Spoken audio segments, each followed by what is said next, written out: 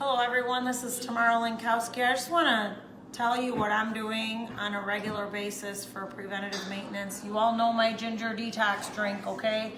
And I'm eating my products for breakfast, lunch, and dinner, but I'm doing this in case, God forbid, I get exposed to the virus somehow, some way. I have a bad heart. I've had heart failure 4 times, so if I get exposed to it, they can't treat me with the anti-malaria drug and the Z-Pack like they do everyone else. So I had a friend call me and say she had the virus. She didn't get tested, but she had all the symptoms. And I told her to do this, and within a couple of days, she was better.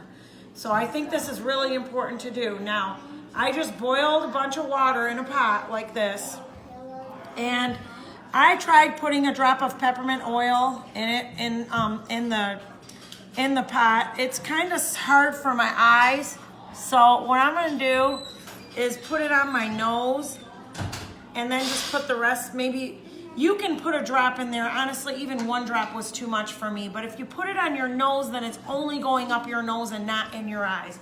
Then you take a big beach towel and you literally put the whole thing over your head so that you cover yourself in steam like this.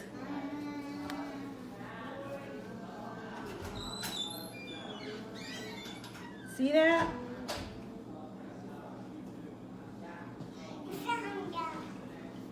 Okay, that's what I'm doing.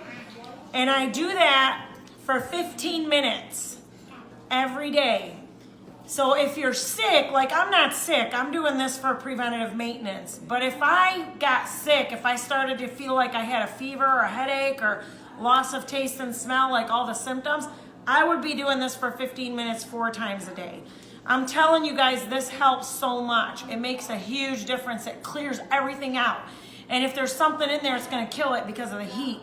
So be drinking hot liquids like the ginger detox and be doing this. And I hope you stay safe. God bless you.